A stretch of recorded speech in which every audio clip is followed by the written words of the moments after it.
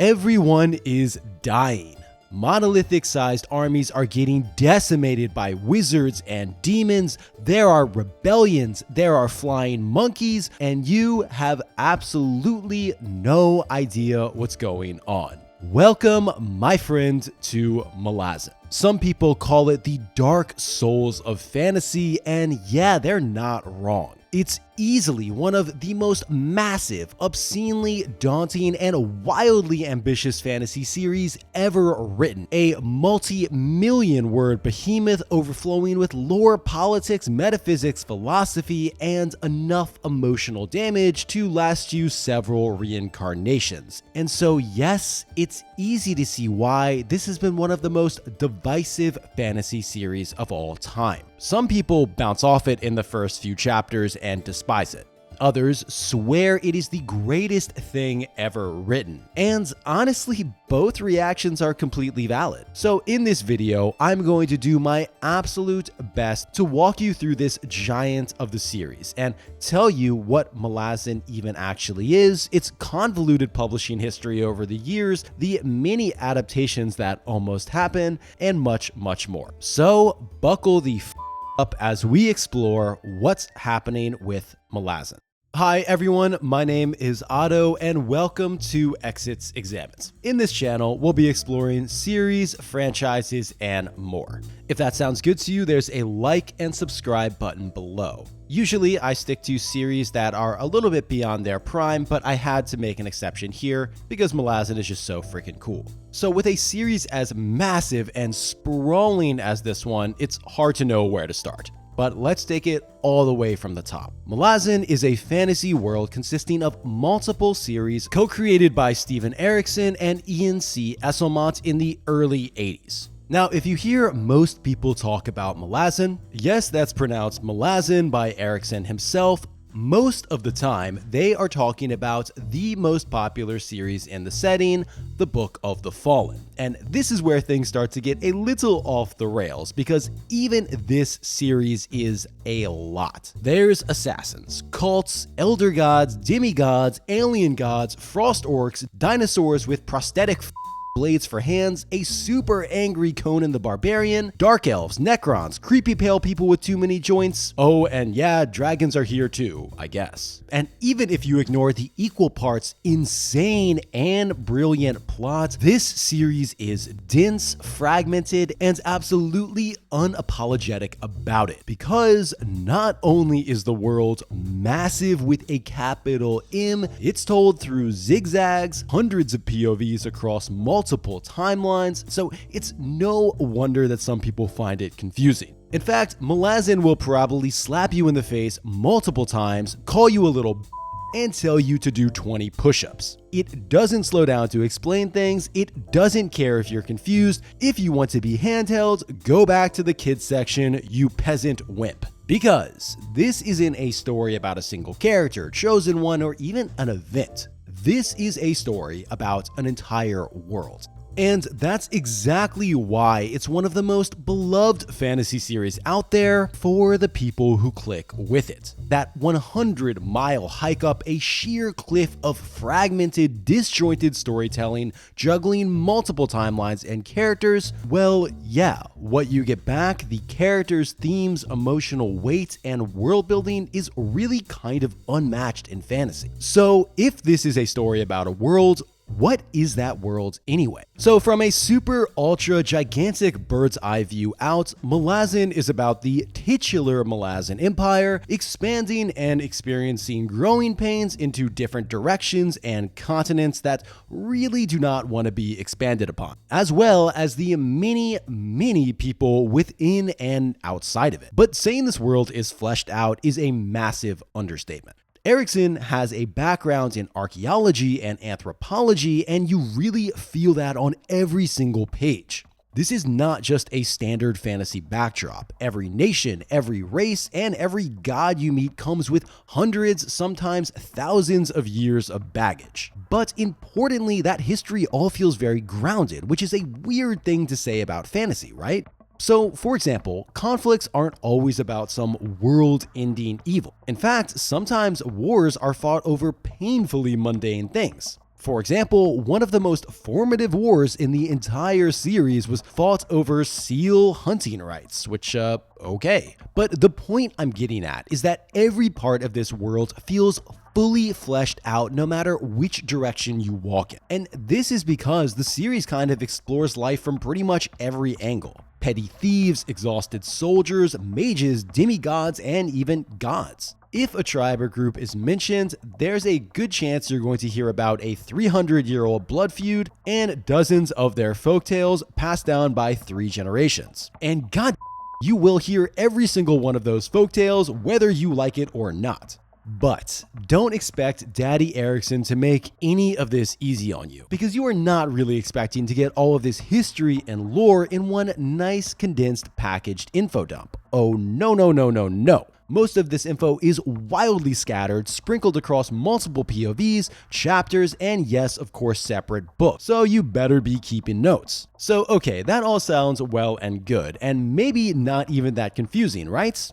Well, that's only half of the coin here, because you might expect the narrative to start at the logical place of the beginning, right? Well, my friends, you clearly have not been paying attention, so take a shot and run 20 laps, you fantasy noob, because Malazan is going to drop you headfirst into the middle of the narrative with 0 to none explanation, with chaos and noise happening all around you, which you have no way of understanding. Not to mention, the truth of what is actually going on can be a little confusing, because what the people know in the setting is always kind of up in the air, according to Erickson. So on top of all of this, we also have to worry about unreliable narrators. So yeah, that sounds a little overwhelming, right? Personally, there were moments in my reading where I just swear I wasn't hearing a novel as much as a proper nouns generator. But if you feel that way, the good news is that you're not alone, and that's okay. For a first read of the series, it's really common to not really understand what's happening. And a common reaction you'll hear from people after reading the first book is something along the lines of, "That was amazing, I have no idea what even happens." But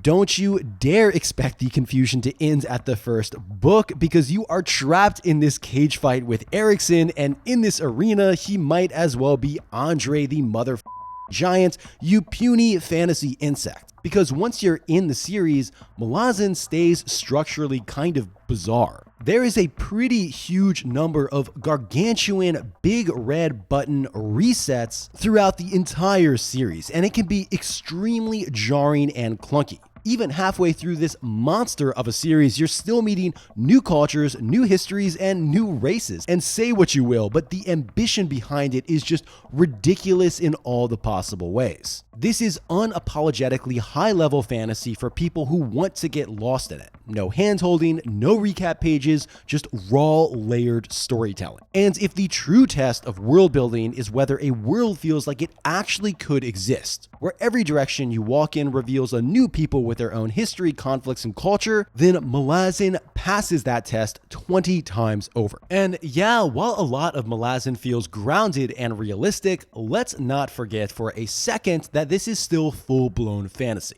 Now, compared to Lord of the Rings, where Tolkien's world has magic, sure, but it's pretty restrained. It follows rules, feels ancient and subtle, which is what makes Middle-earth so believable. Malazan, on the other hand, looked at that and said, no thank you, that, because this world is packed with full-on anime-level fantasy chaos. We're talking giant magical explosions, physics-breaking powers, and creatures that seem like they got yanked straight out of a fever dream. Speaking of that, let's actually look at the races in here, because these are far, far from your standard fantasy lineup, and will probably give you a better idea of the kind of chaotic flavor Malazan is running with here. So here's a nice sampler. We got the Talan-i-Mas, who are essentially prehistoric humans who literally turn themselves into undead bone warriors to fight a war that never really ended. Basically, imagine if Necrons were in fantasy, and you're not far off. The Jaguts, which are giant orc-like ice sorcerers who mostly just want to be left alone and have an occasional penchant for slavery. Then we got several flavors of Dark Elves. Let's also not forget the Velociraptor Techno Lizards with giant blades for arms who build flying castles and run at the speed of horses if they aren't terrifying enough as is. Definite fever dream vibes on this one, but I'm personally here for it. We also got the Blue Man group. Wait, sorry, I got my notes mixed up here. The Nappins, who are basically just blue people, I guess. And for good measure, we also got monkey people with wings, which I don't have to explain, just accept this. So yes, if you think all of that sounds completely insane, you are not wrong. But trust me when I say that it does come together. Now, this seems like a strange sentence to say and not one I'd ever thought I'd say out loud, but the Frost Orcs and the Techno Dinos are written with such restraint and nuance that they actually feel believable, and that balance between the bizarre and the realistic even extends to the series' take on gods. Which, yeah, the gods are very involved here. But they're not all-powerful creators or distant cosmic forces. They're active, chaotic, and deeply petty. Even death plays a very active role in the series in more than one way. So basically think Greek pantheon energy, and you're not that wrong. And hilariously enough, you kind of get the impression that the mortals in this world are basically just sick of their god shit, and extremely wary of them for good reason. As one of the characters puts it, quote, "I've met gods before. They collect chickens," end quote. Now, the gods in here gain power through belief, so basically the number of worshippers they have. So in that way, technically, anyone can become a god. And because it's Malazan, there's a whole convoluted system in here with different hierarchies and even types of gods. So you've got elder gods to even something called the Ascendants, who are basically mortals who've clawed their way into godhood. It's a wide buffet and a sliding scale of divinity that's never static. And again, because it's Malazan and everything has to be more complicated, there's systems within these systems too. So each god has its own house with different ranks and roles. Speaking of systems, we have got to talk about the magic system here, which is equally fleshed out, and it uses this system of warrens, which are basically magical dimensions which play a huge part in the series in a few ways. But importantly, when it came to the magic system, Erikson based his magic more on ancient myths and folklore, where the original purpose of adding magic to the stories was adding wonder. So there are rules in here, but they're loose and more often than not, never really explained. So again, taking a step back, the world building in here is some of the best in fantasy, hands down. Yes, it's overwhelming. Yes, it's at times needlessly confusing. But once you fit the pieces together, it's just so satisfying to realize the sheer depth of the world, because it really is endless. But as insane as the world building is, it's really only half the coin. Because with a world this massive, you know we're seeing it through an equally massive range of perspectives. There are an absurd number of characters. Some estimates put it over 600 named characters alone, which makes Game of Thrones look like a cozy little dinner party. These characters come from every imaginable stratum of society. Thieves, soldiers, emperors, mages, gods, undead cave people with ancient grudges, you name it, it's there. And they all weave in and out of the story in this sprawling and ever-shifting tapestry. On top of that, people will disappear for books at a time. Some die, some come back, some you forgot even existed until they show up again randomly many books later, and if you're a note taker, it's very possible you'll be looking a lot like Charlie by book 3 or so. And while there are way too many characters to name here, there are some absolute standout legends. Let's talk about the one, the only, Enamander Rake, who is capital E epic. He's this towering black armored demigod with this tragic backstory longer than human civilization, and just steals the spotlight in every single scene he's in. Easily one of the most iconic fantasy characters of all time, and every single moment he's on the page, you just want to throw the book across the room and headbutt the wall in hype. On the opposite but no less awesome end of the spectrum, there's Whiskey Jack, a painfully human and grounded man and veteran leader of the Bridge Burners, a elite military unit and closest thing we get to main characters. And of course, no character roundup is ever complete without mentioning the big baddie of them all, Karsa Orlong. Kind of like Conan the Barbarian times 1,000 in both good and bad ways. Maybe a little bit more bad than good. But he has some of the most genuinely just bad dopamine to monkey brain moments in fantasy as a whole, and just his entire way of speaking is great. Witness! Ugh, you gotta love it. Anyway, his arc becomes almost philosophical, a full-on critique of empire, civilization, and myth-making, while still being brutally violent, because yeah, don't for a moment forget that this is still Malazan. And speaking of brutal, Malazan absolutely does not protect its characters. If you grow attached to anyone, well, good luck with that, because this series breaks people over and over. It builds up these powerful, beautiful, complex characters and then throws them into the meat grinder with zero mercy. In fact, some of the scenes in here are among the most harrowing I've ever read in fantasy. We're talking about mass enslavement, including children, graphic sexual violence, torture, hobbling, don't look that one up, cannibals, people being strangled by their own intestines, and one incredibly oddly cathartic moment where a severed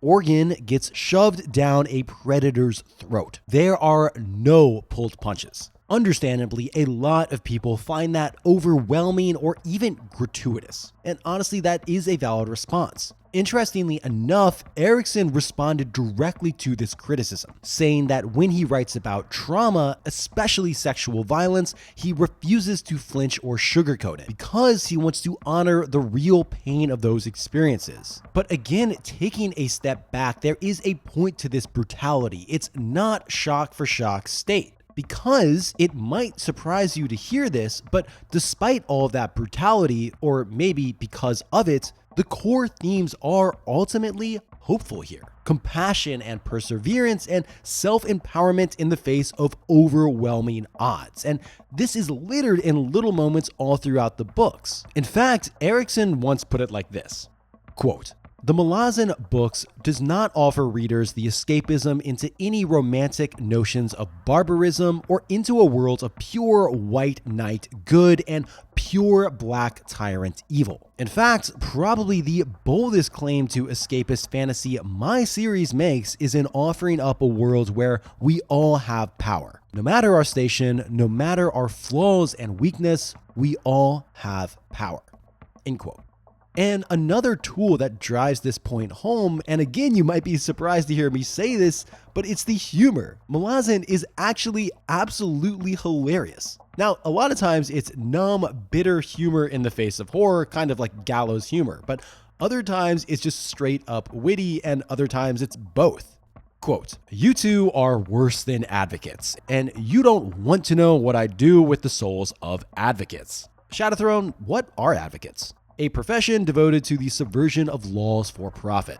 When I was emperor, I considered butchering them all. So why didn't you? The royal advocate said it'd be a terrible mistake. And nowhere is this humor better embodied with Tahoe and Bug, who are straight up a comedic duo and have some of the best moments in the series. Okay, so you might be thinking that all sounds awesome, but I still don't even know what this is about. Like, what's the story? Well, to be honest, I've been kind of dancing around it because it's kind of a complicated question and it's really, really hard to explain for a number of reasons, especially without spoilers. But at its core, Malazan is kind of like a monolithic epic history told through literally hundreds of vignettes. Basically, little snapshots of a huge variety of people, gods, and more told across different continents, cultures, and thousands of years. Essentially, the entire series is telling a huge meta plot, but told through 1,000 tiny stories, which is something I've never really seen done before. But if you want the broad strokes, with no spoilers, here we go. The Malazan Empire is a vast, militaristic power built on conquest. At the start of the series, the Empire is in the middle of a campaign to suppress rebellions, but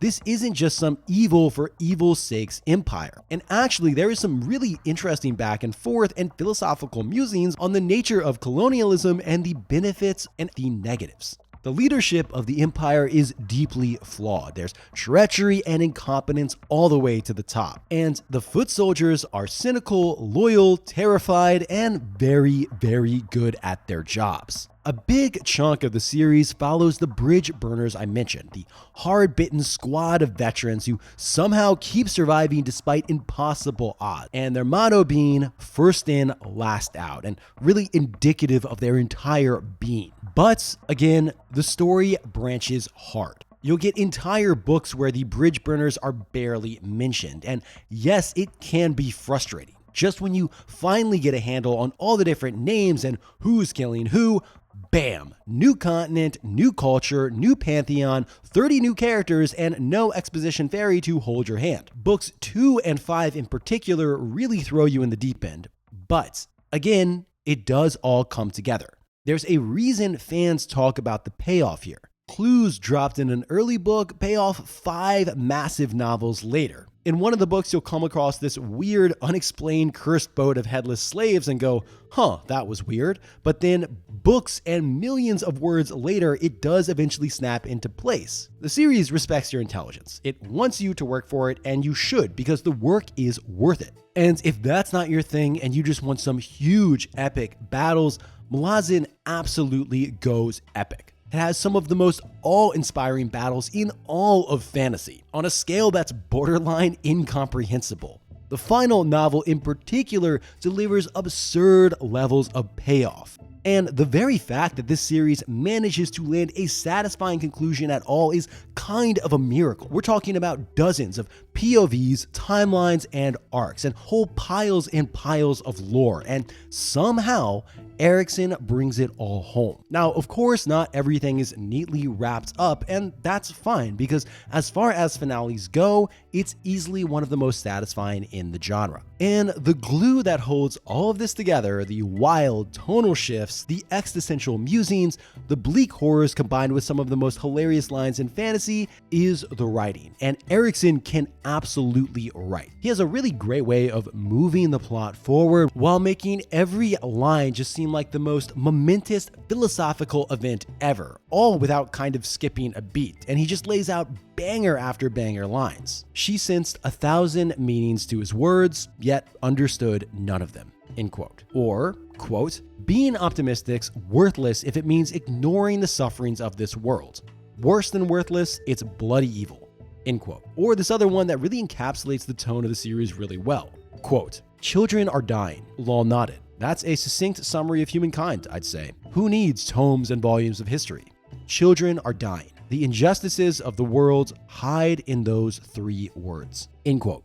But it does have to be said that the writing is not everyone's cup of tea, and this style of writing can be a bit of a double-edged sword. Some people find the prose here a bit self-indulgent or pretentious, you might say, and obscure for the purpose of being obscure. And that brings us to probably the biggest criticism of the series, and that is that Malazan is probably the most confusing by design fantasy series in existence. Now, we've already talked a little bit about why that is, but again, just to stress the point, each chapter really feels like you've been airdropped into an entirely new novel, and you're kind of just expected to roll with it. The characters themselves often don't understand the world they're living in, so neither should you. And Eriksen's kind of entire motto behind writing the series was basically, if I'm not challenged, then the readers will never be challenged, and you best believe he wants to challenge you.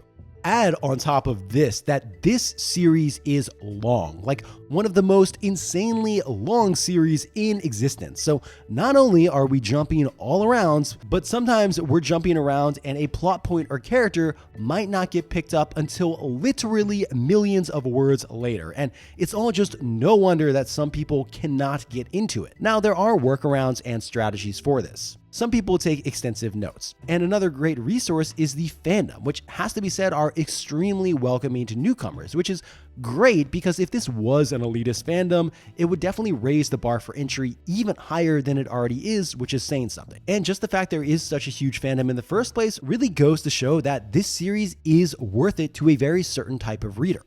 A common thing I've seen is people being so angry at the long-winded nature of the series. but still in the same sentence turn around and say they love it. And I've never seen a series this polarizing. I mean, not only to different readers, but like to the same person. You'll see someone go through the series and kind of have a mini existential crisis. Book 1, they'll hate it, and by book 3, they love it, then book 5, they'll hate it again. It's just a journey we all must go on, I suppose. Speaking of that, where could a series this sadistic, this insane and polarizing possibly even originate from? What kind of sick weirdo would unleash this upon the world? After all, the entire thing feels like something that could only be the result of a government's experiments or a deranged homebrew tabletop RPG campaign, which if you guessed that one, well, you're exactly right, because that's exactly what it is. That's right, the foundation of this impossibly dense, emotionally devastating, lore-soaked epic fantasy was a GURPScape, a game played by 2 Canadian writers, Erickson and Esselmont, over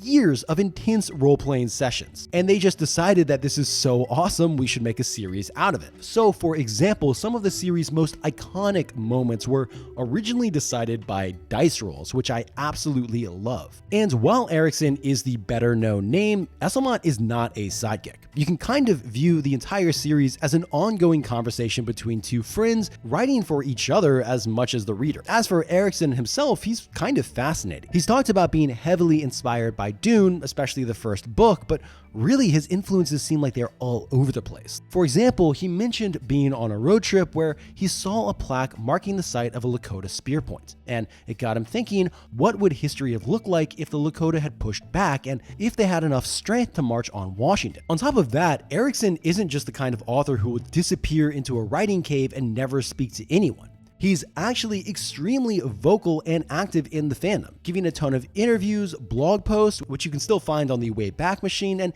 even directly responding to fan critiques. Not even in a defensive way, well, sometimes a little bit defensive, but they're always well thought out, in this really kind of genuine back and forth. With one of the most famous examples is when he addressed years of Reddit and forum chatter, boiling down his writing to essentially he's bad at writing characters, and instead of ignoring it, he dove in and explained his whole philosophy behind character work. Whether you agree with him or not, it's rare and honestly really refreshing to see a writer that engaged. And it makes sense because Malazan wasn't just a hobby for him. This was his life's work. And after all, he's been thinking and writing about this world for decades and decades.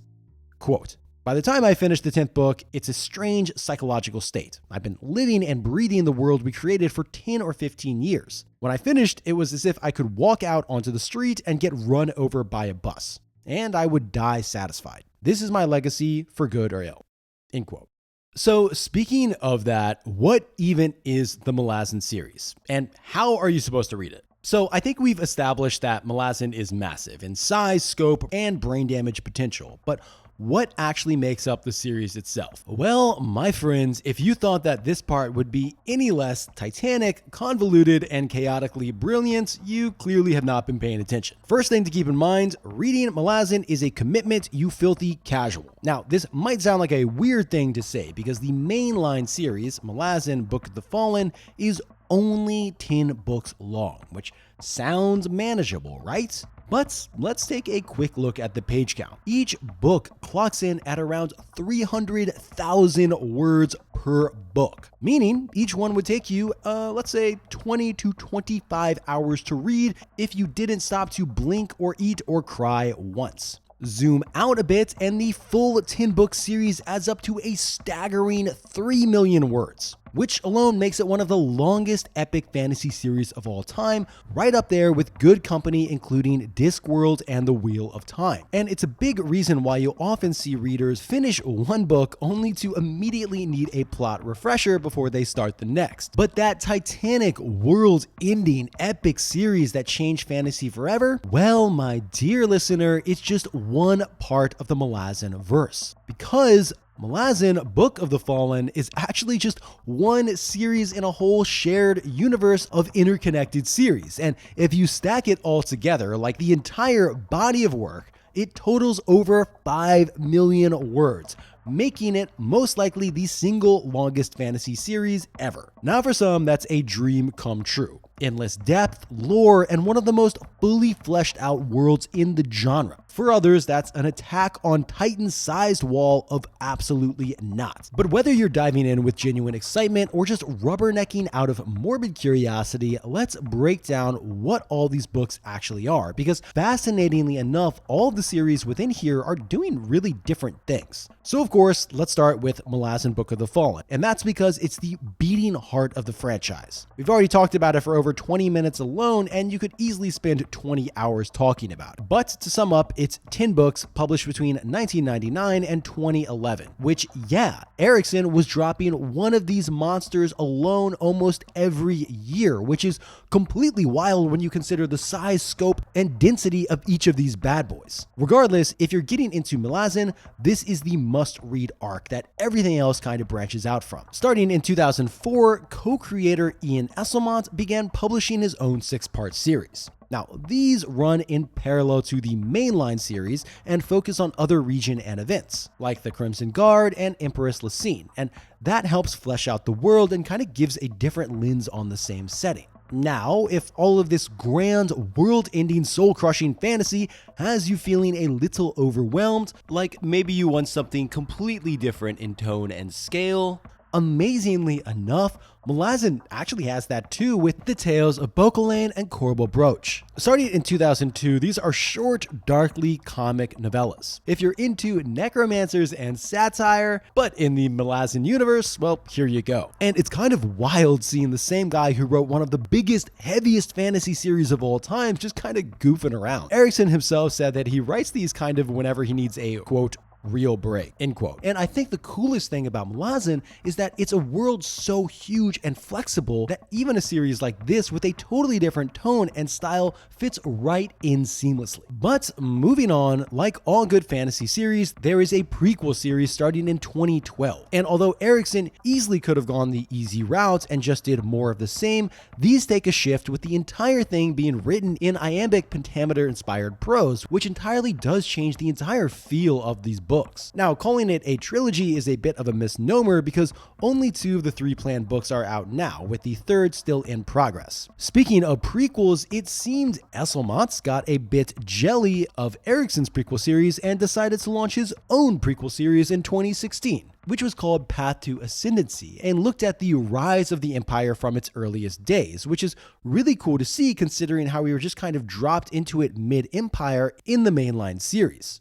Amazingly enough, we are still not done because there are still more series. As recently as 2021, The Tales of Witness is Erikson's direct sequel to Book of the Fallen, taking place about 10 years afterward. Originally, it was planned as a trilogy, but recently expanded to 4 books because the second one just got too big, and as of now, it's still ongoing. So wow, that is a lot of books. And so we come to the immortal question, what is the reading order? Now, most people will tell you to start with Malazan Book of the Fallen. After all, it's the heart of the series, and most of the other books reference it or assume you know its events. Now, if you can get through the first 3, especially Memories of Ice, you'll know if this series is for you, because that book is often considered one of the highlights of the series and the point where a lot of things click. If you aren't feeling it by then, it's safe to say it might not be for you. Yes, if you are one of those people who need to read the books in chronological order, there are detailed guides online for that, but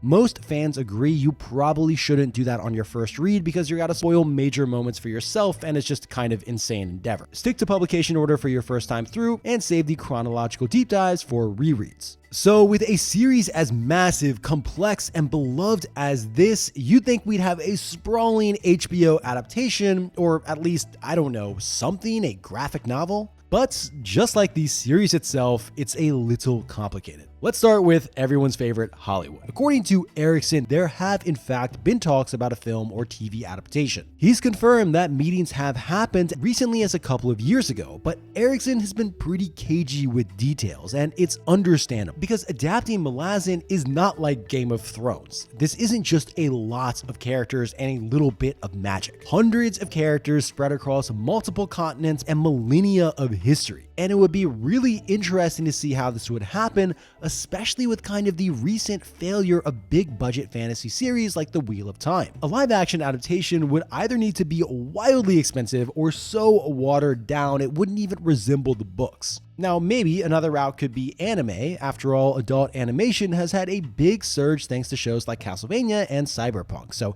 hey, if there ever was a time, it's now. But even then, it's just so dang massive. Even Erickson has said that the only way to adapt Malazan to a movie or a TV show would be 30 full-length movies, 3 per book, 3 released a year. Obviously, that is an insanely ambitious plan, and he totally acknowledges it. So it is a bit hard to imagine the Book of Fallen getting picked up. But as far as adapting some of these smaller novels or novellas, well, I don't see at all why that wouldn't work. Now, okay, that does not sound very promising, but surely we've had a tabletop game of some sort, right? After all, that was the origins of this series. Well, Erickson has long expressed interest in this, even dropping hints about it multiple times, but so far nothing has ever come of it, which is a huge shame because I would 100% play as Krupp. Again, that all sounds really annoying, and sorry to be the bearer of bad news, but if you're hoping for a video game, well, no dice. And again, it's not for lack of trying. Erickson has said that they've had multiple pitches from developers over the years, some even making it to meetings, but they've turned them all down. Why? Because pretty much every pitch leaned way too hard into combat and chosen one tropes.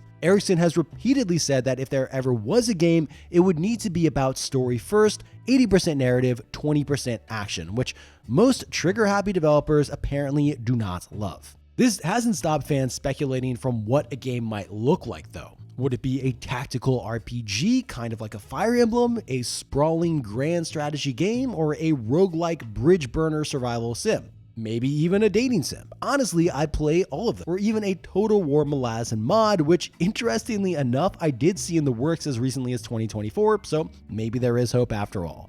So, bringing this all in, where does that leave us today in the world of Malazan? Honestly, it's not a bad time to be a fan, and in fact, it's kind of a feast. There are still new books on the way from pretty much every corner of the Malazan universe. Erickson's Tales of Witness series is ongoing, Esselmont is still cranking out entries in Path to Ascendancy, and there are still more B&B novellas in the pipeline, and the long-awaited finale in the Karkanos trilogy is reportedly still in the works, so yeah, the engine's still running. And with all of these coming out in the next year or two, there's good eating to be had. That said, what comes after that? Well, that is a bit up in the air. In interviews, when asked if he was going to keep writing for the series, Erickson admitted that he was, quote, running on fumes. He's still under contract to finish the books he's already announced, but he seemed uncertain about continuing the universe much beyond that. So yeah, no new series have been confirmed, and based on past comments, Erickson seems increasingly interested in writing outside of the Malazan sandbox, and honestly, that's okay. Because even if we never get another book, we still have one of the most complete, sprawling, thematically rich, and straight up insane in a good way fantasy series ever created. A core series that actually ends, several solid prequels and sequels,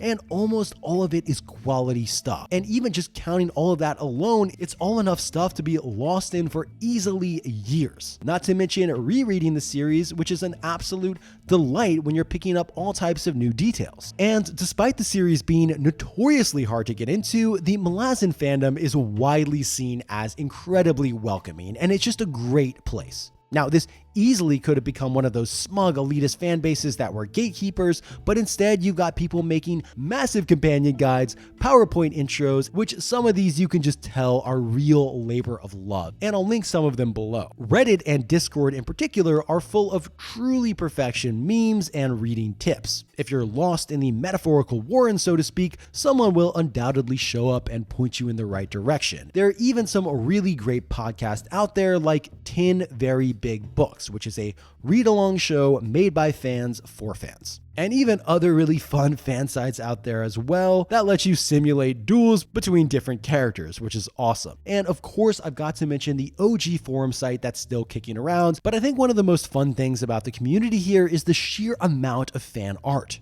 Since there's been no major adaptation, basically no official visual canon, it's kind of completely up to the fans to imagine how the characters and the setting looks. From grimdark oil paintings to anime-style character sheets to incredibly detailed cards, it's all just really fun to see all these wildly different takes on the same material and all the different talents of all the different fans across the world. And honestly, all of this fan love, it really comes as no surprise. Because whether you love it, hate it, bounced off it in chapter 1, or have a whole corkboard of lore theories and maps in your living room, Malazan is special. I really don't think we're going to get something like this again anytime soon, and maybe not even in a generation. The very fact that something this massive, this demanding, and this unapologetic not only exists but is still finding new readers is kind of incredible. No matter how you feel about Malazan, this mammoth of a series deserves its place among the fantasy greats.